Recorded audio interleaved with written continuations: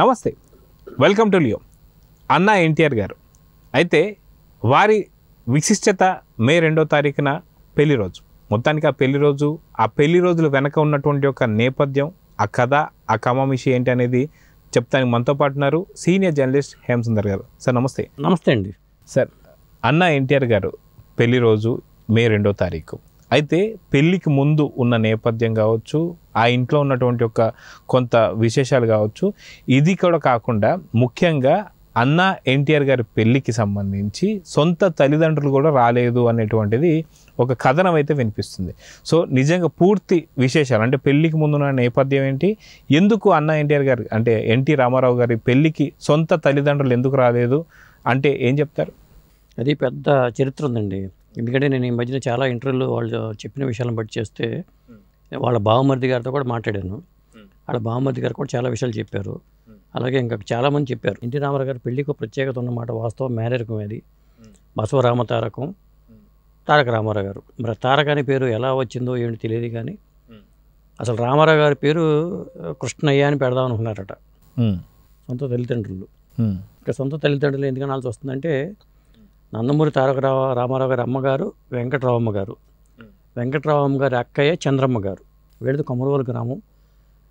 ఇప్పుడు రామారావు గారి మామగారు చెంచయ్య గారు ఉన్నారు కదా, చెంచయ్య గారికి బ్రదర్ అయిన సూరయ్య గారి పిల్లలు చంద్రమ్మ గారు, వెంకటరామమ్మ గారు.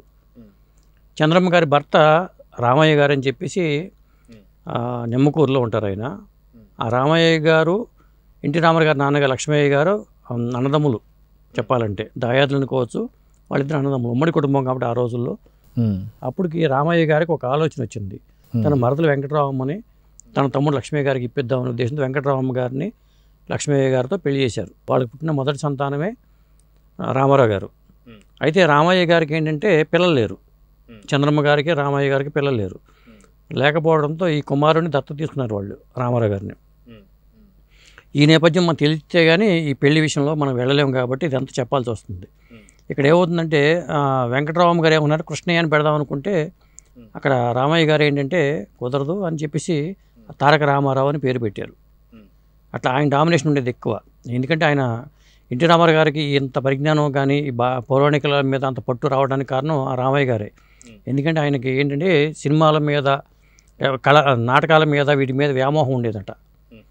దాంతో ఆయన వ్యవసాయ పనులు పక్కన పెట్టేసేసి ఈ కళల పేరు మీద తిరుగుతూ ఉండేవాళ్ళు అనేది చెబుతూ ఉంటారు. అందుకని సోకు రామయ్య అనేవాళ్ళు ఆయన్ని. ఆ సోకు రామయ్య గారే ఈయన ఎక్కువ రామారావు గారి ప్రభావం మీద ఆ సోకు రామయ్య గారి ప్రభావం ఉంది.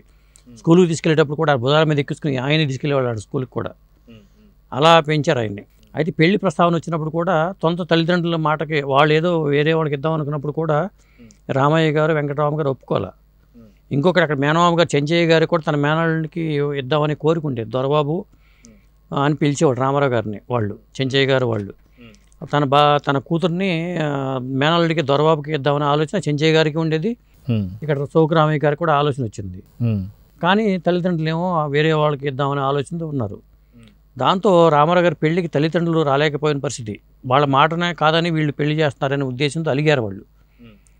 శుభలేఖలో కూడా మీరు శుభలేఖ చూడవచ్చు. శుభలేఖలో కూడా చెంచయ్య గారి పేరుతో ఉన్న శుభలేఖ మనకు చూస్తూ ఉంటే అక్కడ రామయ్య గారి ప్రథమ పుత్రుడు అనే వస్తుంది, కానీ లక్ష్మయ్య గారి ప్రథమ పుత్రుడు అని రాదు మనకి.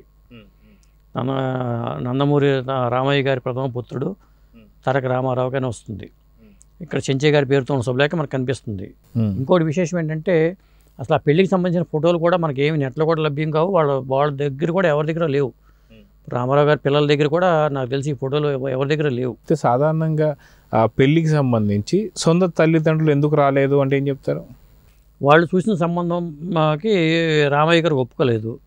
నేను ఎట్లయినా సరే అక్కడ కొమరవోల్లో వాళ్ళకి ఆ అమ్మాయిని తెచ్చుకోవాలి కోడలుగానే పట్టుదల ఆయనకు ఉంది. అప్పుడు వీళ్ళు అలిగారు, మా మాటకి విలువ లేదా అనేది అలిగారు. కానీ మేము దత్తత తీసుకున్నాం కాబట్టి, దత్తపుత్రుడు కాబట్టి అని చెప్పి ఆయన అన్నారు. రామారావు గారు చదివించే విషయంలో కూడా తల్లిదండ్రులు ఏంటంటే చదువు ఆపేద్దాం అనుకున్నారు. ఎందుకంటే చదివించే స్తోమత మనకు లేకపోవడం వల్ల చదువు ఆపేద్దాం అనుకుంటే రామయ్య గారు పట్టుపట్టారు. లేదు, తను చదివించాల్సిందే అని చెప్పి పట్టుపట్టి ఆ ఖర్చులు తనే భరించుకుంటూ చదివించడం జరిగింది. ఆ తర్వాత ఈ చదువు కోసం కూడా విజయవాడ షిఫ్ట్ అవ్వడం కూడా జరిగింది. ఆ తర్వాత వీళ్ళు పొలాలు కూడా అమ్మాల్సి వచ్చిన పరిస్థితి వచ్చేసింది. మన లక్ష్మీ చౌదరి గారు కూడా 18 ఎకరాల పొలం అమ్మేశారు. పై చదువులకు వెళ్ళాలి, చదివించాలని పట్టుబట్టారు రామయ్య గారు. నీ వల్ల కాకపోతే చెప్పి నేనే చదివిస్తానని చెప్పి ఆయన అవటం కానీ ఆయన మొత్తానికి ఉమ్మడి కుటుంబం అన్యోన్యంగా ఉండేవాళ్ళు, రామలక్ష్మణులాగానే ఉండేవాళ్ళు వాళ్ళు. వాళ్ళు కూడా రామారావు గారి నాన్నగారు లక్ష్మయ్య గారు కానీ ఆ పెద్దనాన్నగారు రామయ్య గారు కానీ అట్లా ఉండేవాళ్ళు. కానీ పెళ్లి దాకా వచ్చినప్పుడు మాత్రం ఆ సంబంధాల దగ్గరే అక్కడ అభిప్రాయ భేదాలు వచ్చినాయి. ఆ అభిప్రాయ భేదాల కారణంగా ఒక వర్గం ఆ పెళ్లికి అటెండ్ అవ్వాల. పెళ్లి శుభలేఖలో కూడా సొంత తల్లిదండ్రుల పేర్లు అయితే లేవు.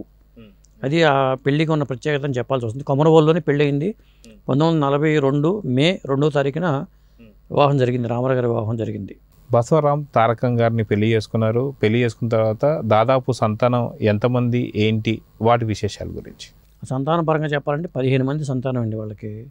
15 మంది సంతానంలో ఫస్ట్ సంతానం కూడా చనిపోయారట పుట్టకుండానే. ఆ తర్వాత మరి రామకృష్ణ పుట్టి చనిపోవడం, అది ఆ తర్వాత స్టూడియోకి రామకృష్ణ స్టూడియోని కట్టడం, ఆ తర్వాత రామకృష్ణ గారు మరి ఇంకొక 6వ సంతానంగా నందమూరి రామకృష్ణ ఇప్పుడున్న జూనియర్ రామకృష్ణ గారికి ఆ పేరే పెట్టారు ఆయన. ఆ తర్వాత లాస్ట్ ఆడపిల్ల పుట్టినప్పుడు కూడా ఆ పిల్ల కూడా చనిపోవడంతో అప్పుడు ఇక పిల్లలు పుట్టకుండా ఉండటం కోసం రేడియేషన్ చేశారనేది రుక్మాంగధర గారు బావమర్ది గారు మనం చెప్పారు నాకు కలిసినప్పుడు కూడా. అదే కొంత క్యాన్సర్కి దారి తీసిందని చెప్పారు. కానీ అంత ఓపిక్గా ఉండేవాళ్ళు, మెట్లు ఎక్కినా కానీ ఆయాసం వచ్చేది కాదండి బసవరాం తారకం గారికి. అంతమంది పిల్లల్ని కానీ కూడా చాలా యాక్టివ్గా ఉండేవాళ్ళు అసలు. అని క్యాన్సర్ వచ్చే పరిస్థితి కారణం ఏంటంటే అక్కడ జరిగిన దీనివల్లే, ఆ రేడియేషన్ థెరపీ ఇచ్చారు ఆ గర్భసంచి పిల్లలు పట్టుకుని ఉండటం కోసం. అప్పట్లో ఈ కుటుంబ నియంత్రణ ఆపరేషన్ లేవు కాబట్టి అలా జరిగింది. అయితే సాధారణంగా మనం చూసుకుంటే అన్న ఎన్టీఆర్ గారికి సంబంధించి ఇంత సంతానం ఉన్నా సరే మనకి నటసింహం బాలకృష్ణ గారు మాత్రం సినిమా రంగంలో మాత్రం ఆయనకు ఒక వారసుడిలాగా చెప్పుకోవాలి. అదే రకంగా ఆయనే మళ్ళీ రాజకీయ వారసుడు కూడా చెప్పుకోవాలి. ఎందుకంటే అక్కడ పురంధేశ్వరి గారు ఒక పక్కన బీజేపీ నుంచి కనిపిస్తున్నా సరే 3వసారి హ్యాట్రిక్ ఎమ్మెల్యే కావడం కావచ్చు, ఇదంతా మనం చూస్తూ వస్తున్నాం. సో ఇదంతా నేపథ్యంలో రామతారకం గారిని మర్చిపోకుండా ఉండడానికి క్యాన్సర్ హాస్పిటల్ పెట్టడం కావచ్చు, దానికి సంబంధించినటువంటి అన్ని యాక్టివిటీస్ కూడా బాలకృష్ణ గారు చూసుకుంటారు. రామతారకం గారి ఆలోచనేనట. ఎందుకంటే ట్రీట్మెంట్ కోసం బాంబే అట్లా వెళ్ళటం జరిగింది. అప్పుడు అన్నారంట, నేను బతుకుతానో లేదో కానీ ఒక హాస్పిటల్ కట్టండి ఈ క్యాన్సర్ ట్రీట్మెంట్కి సంబంధించి అని చెప్పి బసవరామతారకం గారి ఆలోచన అన్నట్టు. అది ఎన్టీ రామారావు గారి జీవితంలో బసవరామతారకం గారు వేసిన ముద్రలు చెరిగిపోలేనివండి. ఎందుకంటే వాళ్ళు రిస్క్ చేశారు. సినిమాలోకి వెళ్ళారు. 42లో పెళ్ళి అయితే ఆయన మరి ఎప్పుడో 50లో కదా దశకంలో కదా ఆయన వచ్చింది. మన దేశం 49లో మన దేశం సినిమాలో యాక్ట్ చేశారు. అంటే అప్పటిదాకా మరి ఉద్యోగం వచ్చింది. ముఖ్యంగా ఆ కమ్మ కులంలో ఉద్యోగంలో ఉంటేనే వాళ్ళు హ్యాపీగా ఫీల్ అవుతారు. మన క్యాస్ట్లో ఒక గౌరవప్రదమైన ఉద్యోగం ఉంది, వదులుకుని మనం అటువైపు వెళ్ళటం ఏంటి అని అబ్జెక్షన్స్ వచ్చినాయట. వచ్చినప్పుడు కూడా ఫైనల్ జడ్జిమెంట్ నిర్ణయాలన్నీ అక్కడ కొమరవోలుకి మారినాయి. కొమరవోలులో మరి మామగారు చెంచయ్య గారు, మరి చెంచయ్య గారి నాన్నగారు వీళ్ళందరూ కూర్చొని డిస్కస్ చేసి మరి రామారావు గారిని తీసుకెళ్ళి ఎల్వి ప్రసాద్ గారికి అప్పచెప్పారు. అంటే చెంచయ్య గారి నాన్నగారు తీసుకెళ్ళి రామారావు గారిని అప్పచెప్పి వచ్చారు. అక్కడ కొన్నాళ్ళ పాటు హోటల్లో ఉండి తర్వాత మళ్ళీ రూమ్లో షిఫ్ట్ అయ్యారు వీళ్ళు రామారావు గారు. ఆ తర్వాత ఫ్యామిలీని తీసుకెళ్లారు. పెళ్ళి అయినప్పుడు కూడా ఫ్యామిలీ షిఫ్ట్ చేయలే ఆయన. అదే ఈ నాటకాలకు సంబంధించి కావచ్చు, అంటే నాటకాల పట్ల ఉన్నటువంటి ఒక ఆయనకున్న అభిరుచి కావచ్చు, ఇవంతా కూడా ఏదైతే దత్తత తీసుకున్న తన పెదనాన్న అయినటువంటి ఒక రామారావు గారి ఇన్ఫ్లుయెన్స్ అనుకోవచ్చు అంటారా? 100% అదే. ఆ శోకరామయ్య గారు ఆ నాటకాల మీద, ఆ పద్యాల మీద చాలా మక్కువ ఉండేదట. అసలు ఆయనే పాఠాలు చెప్తూ ఉండేవాళ్ళు అంట. స్కూల్ లేదు, నిడుమో నుంచి వచ్చిన ఒక ఆయన పాఠాలు చెప్పేవాళ్ళు అంట. కానీ ఇంట్లో ఎక్కువ రామయ్య గారే రామారావు గారికి అన్నీ చెప్పడం, పురాణాల గురించి వినిపించడం కానీ, ఈ పద్యాల మీద అంత గ్రిప్ రావడం కానీ, ఇవన్నీ కూడా ఆ రామయ్య గారి ప్రభావమే అని చెప్తూ ఉంటారు. అదే అండి. సో మే 2వ తారీఖున చాలా విశిష్టతగా నందమూరికి సంబంధించినటువంటి వాళ్ళు ఎవరైతే ఉన్నారో సినీ ఇండస్ట్రీ కావచ్చు, లేకపోతే రాజకీయంగా కావచ్చు, చాలా పెద్ద పండగ వాతావరణంలో చేసుకుంటూ వస్తుంటారు. సో ఇప్పటికీ అన్న ఎన్టీఆర్ గారికి సంబంధించినటువంటి ఒక మధుర స్మృతులు ఎవరు 83 ఏళ్ళు అవుతుందండి వాళ్ళు పెళ్ళి అయ్యి, 83 ఏళ్ళు అవుతుంది. కాకపోతే ఒక్క ఫోటో కూడా లేకపోవటం. అప్పట్లో కెమెరాలు ఉన్నాయి, మరి ఫోటోలు ఎక్కడ మిస్ అయినా తెలియదు. కానీ వాళ్ళ పెళ్లి ఫోటో మాత్రం లేదు. వాళ్ళ పెళ్లి రోజున తీసుకున్న ఫోటోలు అయితే ఉన్నాయి, మనకి గూగుల్లో వెతికినా కనిపిస్తాయి. దండలు వేసుకున్నా కనిపిస్తుంది. మధ్యలో పెళ్లి రోజులు, షష్ఠి పూర్తి అప్పుడు ఇలా చేసుకునే సందర్భాలు అయితే ఉన్నాయి. కానీ పెళ్లి ఫోటోలు మనకి ఎక్కడ లభ్యం కావట్లేదు. వాళ్ళ వారసుల దగ్గర కూడా ఎవరిని అడిగాను కూడా అక్కడికి. ఈరోజు రామకృష్ణ గారికి కూడా మెసేజ్ పెట్టాను, ఉంటే నాకు పంపించమని కూడా మెసేజ్ పెట్టాను. ఖచ్చితంగా ఆ ఫోటోలు సంపాదించాలనే ఆలోచన అయితే ఉంది నాకు. అయితే అన్న ఎన్టీఆర్ ఛానల్ సంబంధించి మీరు ఎన్నో ఇంటర్వ్యూలు తీసుకుంటూ వస్తున్నారు. వాళ్ళ ఫ్యామిలీ మెంబర్స్ ఎవరైతే ఉన్నారో వాళ్ళ పిల్లలు కావచ్చు, వాళ్ళ బామర్దులు కావచ్చు, ప్రతి ఒక్కరితో కూడా మీరు తీసుకుంటున్నారు. సో అన్న ఎన్టీఆర్ గారి గురించి కావచ్చు, లేకపోతే బసవ రామతారకం గారి గురించి మీరు విన్నటువంటి ఒక ఏదైనా విశిష్టత ఏదైనా ఉందా అంటే ఏం చెప్తారు? అంటే అసలు నాకే ఆలోచన వచ్చిందండి. ఇప్పుడు కథానాయకుడు రామారావు గారు బయోపిక్లు చేసే సినిమాలు వచ్చాయి, 2 సినిమాలు వచ్చినాయి. 2 సినిమాలు వచ్చిన తర్వాత నాకు ఒక ఆలోచన వచ్చింది, ఈ సినిమాలకు ఒక ప్రీక్వెల్ చేద్దాం అనే ఆలోచన వచ్చి నేను దాని మీద వర్క్ చేస్తున్నాను. దాదాపు పాయింట్స్ వైజ్గా రాసుకున్నాను నేను. ఎందుకంటే ఆయన అసలు దుర్యోధను ధర్మరాజు పాత్ర పోషించాలని కోరిక ఉండేదట. నేను రాత్రి ఒక ఇంటర్వ్యూ చేస్తే ఆ ఇంటర్వ్యూలో తెలిసింది ఏంటంటే, ఒక రచయితని ఎన్టీ రామారావు గారు అడిగారు, యుధిష్ఠిరుడి పాత్ర పోషించాలి అని ఉంది, మీరు రాయండి దాని మీద అని చెప్పి అడిగారట.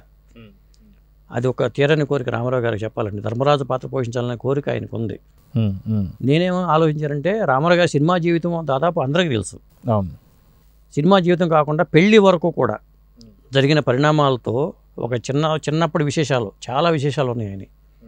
అది ఒక ప్రీక్వెల్గా సినిమా చేస్తే బాగుంటుందని ఆలోచనతో ఎవరు చేసినా నాకు తెలియదు, కానీ నేనైతే ఒక బుక్ అని రాద్దామని అనుకుంటున్నాను. బాల్యం సంబంధించిన చాలా విషయాలు ఉన్నాయి. నేను ఆ ఇంటర్వ్యూల ద్వారా నేను గమనించిన విషయాలను బండి పెట్టుకుని ఒక బుక్ అయితే రాద్దాం. దాని పేరు దొరబాబు కావచ్చు, లేకపోతే ఇంకేదైనా కావచ్చు, కానీ మొత్తానికైతే నేను అది ప్రిపేర్ చేస్తున్నాను. అయితే వాస్తవానికి తనకున్నటువంటి ఒక బాల్యంలో కూడా చాలా కష్టాలు పడ్డారని చెప్పి కూడా మనం వింటూ వస్తున్నాం. అదిగాక తల్లిదండ్రుల వారి స్థితిలో కూడా ఎంతైనా సరే కన్న తల్లిదండ్రులు లేదా పెంచినటువంటి తల్లిదండ్రులు 18 ఎకరాలు పొలం అమ్మేశారు ఆయన. ఇంకొకటి ఏంటంటే, తమ్ముడు నాన్నగారు మంచం మీద పడుకుంటే వాళ్ళ అమ్మగారు రామారావు గారు కింద పడుకునేవాళ్ళు అంట విజయవాడలో ఉన్న ఇంట్లో. అంటే ఆయన కష్టం, అన్నం మెతుకు విలువ కూడా తెలియాలని మాట్లాడేవాళ్ళట. ఒక మెతుకు కూడా కింద పడేది కాదట. రామారావు గారి జీవితం మనం చూస్తుంటే అసలు చాలా విషయాలు తెలుసుకోవాలని ఉందండి. అది చాలా అసలు అవి నేను చెప్పేది, అవి ఎక్కడికి మిస్ అవ్వకూడదు, మళ్ళీ జనావాళ్ళకి చేరాలి అవి అనేది నా కోరిక. అయితే సాధారణంగా మనం చూసుకుంటే గూగుల్లో కావచ్చు, ప్రతి విషయంలో ఎప్పటియో కొన్ని వందల సంవత్సరాలకు సంబంధించినటువంటి ఫోటోలు కావచ్చు, వీడియోలు కావచ్చు, దానికి సంబంధించినటువంటి మ్యాటర్ మనకు దొరుకుతుంటుంది.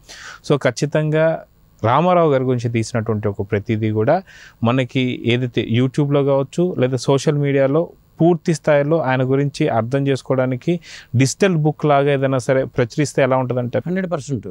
పుస్తకాలు చదవట్లేదు కాబట్టి కనీసం డిజిటల్ బుక్ పెట్టి నెట్లో అప్లోడ్ చేసిన రామారావు గారి గురించి కొట్టగానే బాల్యం అని కొట్టగానే బాల్యం రావాలి. బాల్యం పరంగానే చాలా విషయాలు మిస్ అయినాయండి. ఏదో అక్కడక్కడ విషయాలు అయితే ఉన్నాయి, కానీ చిన్నప్పుడు విషయాలు చెప్పేవాళ్ళు కూడా లేరు. రుక్మంగధరావు గారు చాలా విషయాలు తెలుసు కాబట్టి రుక్మంగధరావు గారు చెప్పారు. రుక్మంగధరావు గారితో ఇంకొక ఇంటర్వ్యూ కూడా ఉన్నది, అది మళ్ళీ వెళ్ళి ఇంకా కొన్ని విషయాలు రాబట్టుకోవాల్సిన అవసరం అయితే ఉంది.